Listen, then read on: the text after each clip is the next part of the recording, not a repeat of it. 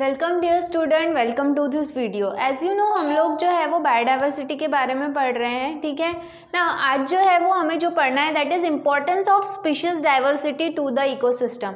मतलब इकोसिस्टम में species diversity का क्या महत्व है। डिफरेंट टाइप्स ऑफ स्पीशीज अगर इकोसिस्टम में एग्जिस्ट करते हैं तो उससे इकोसिस्टम को क्या बेनिफिट मिलता है या क्या नुकसान होता है, ठीक है। तो उसके बारे में हमको देखना है। देखो, a community is said to be stable if average biomass production remains fairly constant over a period of time। मतलब ये कहा जा रहा है कि एक कम्युनिटी जो है अगर उसने जो है वो एक टाइम पीरियड के लिए कांस्टेंट वहाँ पे जो है वो पर्टिकुलर टाइम पीरियड के लिए जो है वहाँ पर जो भी नंबर ऑफ स्पीशीज है उनका जो ग्रोथ रेट है वो अगर स्टेबल रहता है तो कम्युनिटी भी जो है वो क्या होती है, स्टेबल रहती है, ठीक है।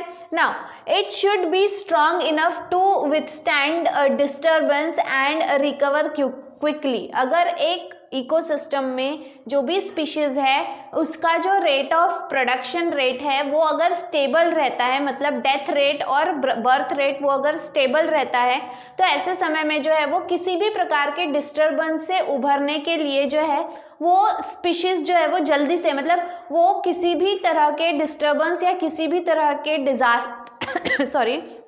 डिजास्टर से जो है वो जल्द से जल्द जो है वो ओवरकम कर सकता है, ठीक है।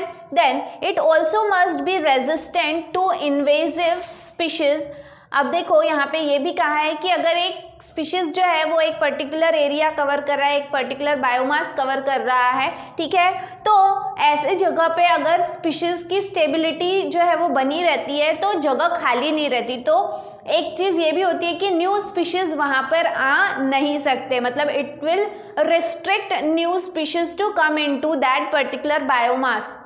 उस एरिया में वो उसे आने नहीं देता। क्यों? क्योंकि वही स्पीशीज ने वो एरिया जो है वो पूरी तरह से कवर किया हुआ है, ठीक है ना। यहाँ पे डेविड टिलमैन नाम के जो साइंटिस्ट हैं वो क्या कहते हैं, तो उन्होंने एक एक्सपेरिमेंट कैरी आउट किया to prove that species richness does help the stability of an ecological community। मतलब उनका कहना, अलग अलग फील्ड में उन्होंने जो है वो अपना एक्सपेरिमेंट परफॉर्म किया और उनके एक्सपेरिमेंट के थ्रू उन्होंने ये प्रूव किया है कि जो भी स्पीशीज रिचनेस, जितना ज़्यादा स्पीशीज वेराइटी ऑफ स्पीशीज जो है वो एक एरिया में रहेगा उतना जो है वो इकोसिस्टम की कम्युनिटी जो है वो स्टेबल रहेगी, ठीक है।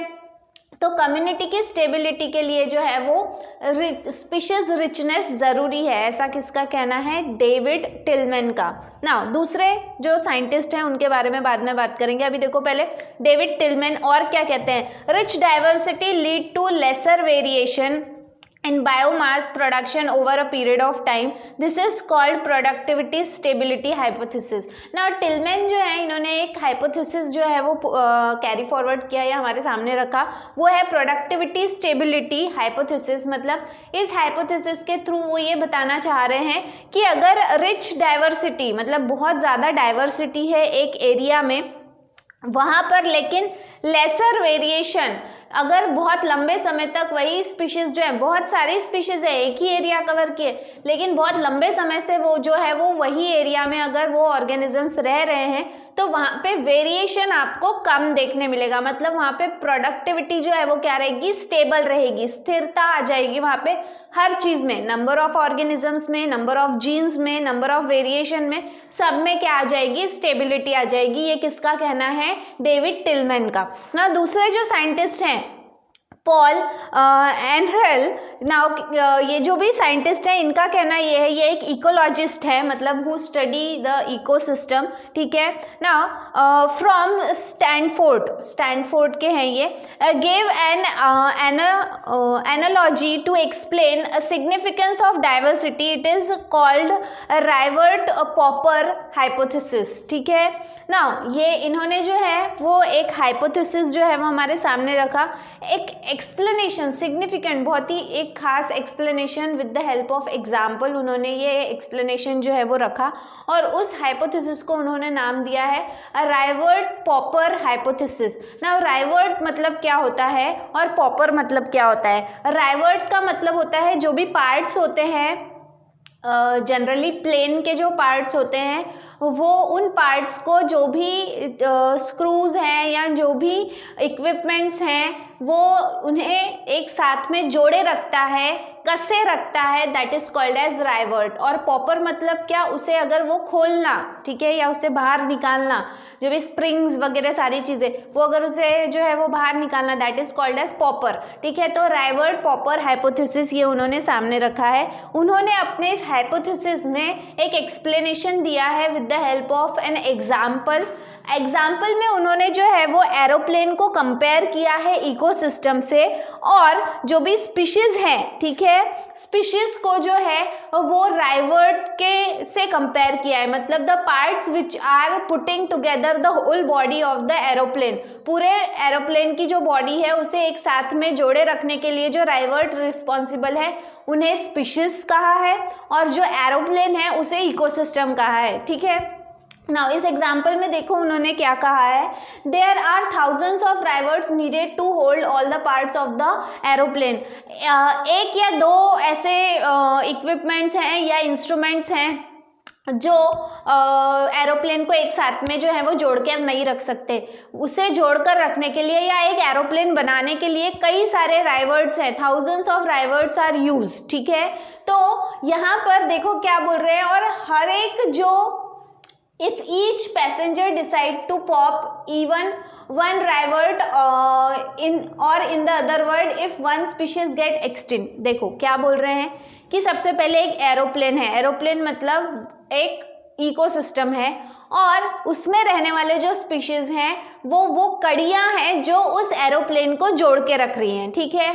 अब क्या होता है कि अगर हर एक पैसेंजर जो है वो अगर हर एक जो पार्ट है जो उस एरोप्लेन को जोड़ के रख रहा है, जिसे हम राइवर्ट कह रहे हैं, उसे अगर वो ढीला कर रहा है तो क्या होगा, ठीक है। या फिर अगर हम दूसरे शब्दों में कहें कि उस पूरे इकोसिस्टम में से कोई एक ऐसी स्पीशीज है जो धीरे धीरे करके पूरी तरह से एक्सटेंट हो गई मतलब वो वहाँ से पूरी तरह से खत्म हो गई, उस इकोसिस्टम में उस प्रकार की स्पीशीज अब अवेलेबल नहीं है।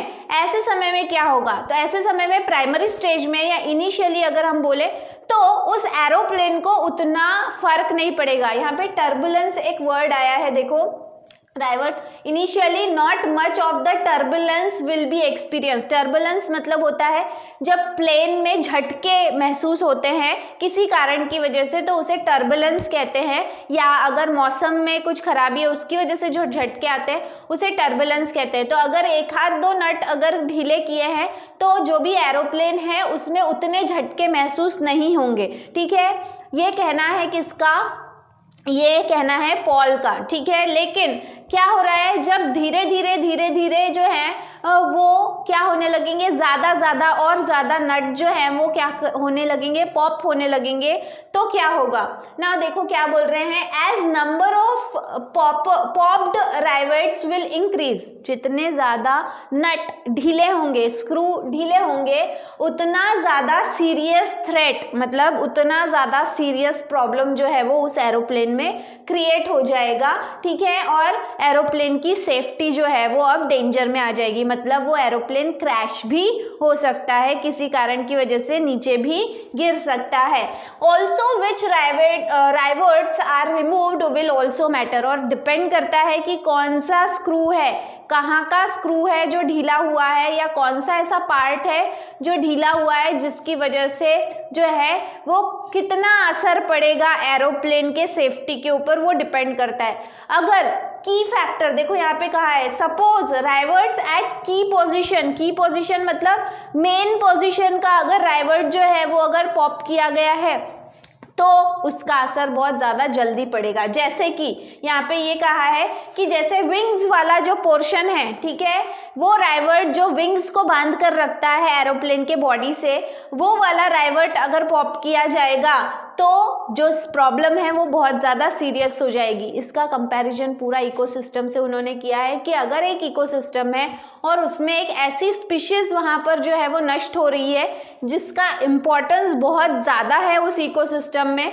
उसके ऊपर पूरी फूड चेन डिपेंड कर रही है, या कुछ ऐसे मैक्सिमम एनिमल्स हैं जो उस पर्टिकुलर स्पीशीज के ऊपर डिपेंड कर रहे हैं, तो ऑब्वियसली उस इकोसिस्टम में जो स्टेबिलिटी है या इकोसिस्टम जो है वो डिस्ट्रॉय होने के भी चांसेस होते हैं। यही एक्सप्लेनेशन दिया है पॉल ने अपने एक्सपेरिमेंट के थ्रू, ठीक है, या अपने एक्सप्लेनेशन के थ्रू, एक्चुअली एक्सपेरिमेंट नहीं, this is a type of explanation और कंपैरिजन, ठीक है। Thus we can say that relationship between diversity and well being of ecosystem is not linear. ये हम बोल सकते हैं कि रिलेशनशिप बिटवीन डाइवर्सिटी मतलब विभिन्नता और जो भी इकोसिस्टम है उसकी भलाई, ये दोनों जो है वो भले ही एक साथ में नहीं चल सकते। एक साथ में क्यों नहीं चल सकते? क्योंकि पहले मैं क्या बोला कि अगर एक आधा भी कोई स्पीशीज एक्सटेंट हो गया तो उतना फर्क पड़ेगा नहीं, लेकिन अगर वो एक आधा स्पीशीज जो है वो बहुत ही इंपॉर्टेंट कैटेगरी का है, इंपॉर्टेंट लेवल का है, तो फिर फर्क पड़ सकता है, ठीक है। तो इसलिए ये बोला है कि दोनों एक साथ में लीनियरी एक साथ में नहीं चल सकते, मतलब डाइवर्सिटी भी बढ़ रही है, इकोसिस्टम भी बढ़ रहा है, ऐसा होता नहीं है, या कम हो रहे हैं दोनों एक साथ में। But it is certain that loss of species may not pose threat to the ecosystem initially। लेकिन ये बात भी तय है कि किसी भी तरह का स्पीशीज जो है वो अगर एक्सटिंक्ट होता है तो इनिशियल लेवल पे, शुरुआती लेवल पे जो है वो इकोसिस्टम पे उतना असर पड़ेगा नहीं, इकोसिस्टम उतना अफेक्ट होगा नहीं। लॉस ऑफ की, वही बताया है कि लॉस ऑफ की species will certainly cause threat in very short span of time. लेकिन अगर की फैक्टर वाला जो स्पीशीज है, की स्पीशीज का मतलब क्या है? की स्पीशीज का मतलब ये है कि वो स्पीशीज जो उस इकोसिस्टम में एक इम्पॉर्टेंट जगह, important position, important role play करता है, जिसके ऊपर मैक्सिमम जो है वो दूसरे स्पीशीज जो है वो डिपेंड करते हैं, ऐसे समय में इकोसिस्टम को बहुत भारी झटका लगेगा और बहुत जल्दी जो है वो इकोसिस्टम पे इसका असर पड़ेगा, ठीक है। It will affect food chain, जैसे बताया कि अगर बहुत सारे ऑर्गेनिज्म उसके ऊपर डिपेंड करते हैं तो फूड चेन अफेक्ट होगा, फूड वेब अफेक्ट होगा, एनर्जी फ्लो अफेक्ट होगा और बहुत सारे नेचुरल साइकिल्स भी अफेक्ट होंगे। In short it will affect the balance of ecosystem, और इन शॉर्ट हम ये बोल सकते हैं कि इकोसिस्टम का बैलेंस जो है वो भी बिगड़ सकता है। तो यहाँ पे वही कहा है कि importance of species diversity to the ecosystem, ecosystem में स्पीशीज की डाइवर्सिटी का क्या महत्व है? तो इकोसिस्टम में स्पीशीज की डाइवर्सिटी का यह महत्व है कि डाइवर्सिटी जो है वो आपको देखने तो मिलेगी, उस डाइवर्सिटी में से एक आधा स्पीशीज अगर कभी कभार जो है वो पूरी तरह से लुप्त हो गया, खत्म हो गया, नष्ट हो गया, तो इकोसिस्टम पे असर पड़ेगा, लेकिन उतना नहीं शुरुआत में। लेकिन ये भी डिपेंड करता है कि वो जो स्पीशीज गायब हुई है वो कौन सी स्पीशीज है, किस पोजीशन की स्पीशीज है, या उसका उस इकोसिस्टम में क्या इंपॉर्टेंस था, क्या उसके ऊपर ज्यादा से ज्यादा स्पीशीज बिलोंग करते थे, डिपेंड करते थे।